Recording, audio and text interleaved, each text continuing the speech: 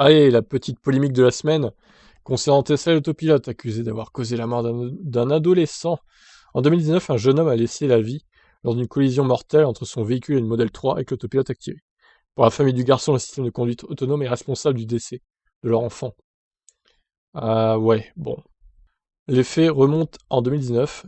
Giovanni Maldonado, comme l'ancien pilote de F1, qui se crachait souvent, voilà. Bon, allez, j'arrête de troller. Alors âgé de 15 ans, voyage avec son père Benjamin à bord du pick-up familial, un Ford Explorer. Alors que Benjamin tente de changer de voie à faible allure, une Tesla Model 3 lancée à 96 km/h les percute violemment. Le jeune homme est éjecté du véhicule. Il ne portait pas de ceinture. Non. Et on accuse Tesla. Mais c'est une honte. Mais c'est une blague. J'arrête l'article maintenant. Le mec crash kit. Non, je continue quand même. C'est hilarant en tout cas, hein. D'après les données du tableau de bord de la Model 3, l'autopilote était bel et bien activé. Or, la voiture n'a ralenti à aucun moment, et ce même quelques secondes avant l'impact. Pour la famille, le système de conduite autonome de Tesla n'a pas su réagir aux conditions de circulation. De fait, ils ont décidé de traîner Tesla en justice pour obtenir réparation et justice dans cette affaire. Alors effectivement, c'est bien précisé en gras, tente de changer de voie à faible allure.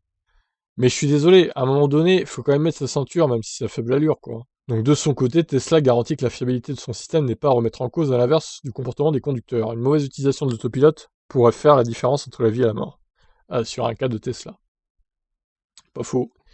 Il est nécessaire de rappeler que l'attention du conducteur est requise lors de l'utilisation de systèmes de conduite autonome, un point sur lequel Tesla insiste particulièrement.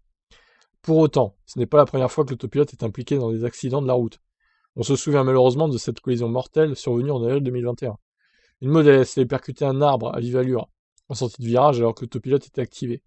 En mai 2021, une autre Model S avec l'autopilote enclenché avait embouti de plein fouet une voiture de police.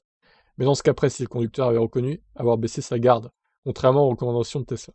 Désormais, ce sera au tour de la justice de déterminer si un dysfonctionnement de l'autopilote est la cause de l'accident qui a coûté la vie à Giovanni Maldonado, ou au contrario, c'est la faute incombe au conducteur de la Tesla Model 3 impliqué.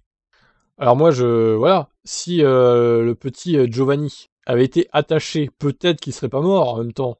Je sais pas, hein, je dis ça, je dis rien, parce que c'est quand même un Ford Explorer. C'est quand même des gros mouse, c'est des tanks, ces voitures-là, donc. Benjamin est pas mort, le père, parce qu'il était attaché. Le petit est mort, il est éjecté de la fenêtre, enfin du pare-brise. Parce qu'il était pas attaché, et il est mort sur le coup, évidemment. Donc voilà, à un moment donné, faut peut-être assumer ses fautes aussi.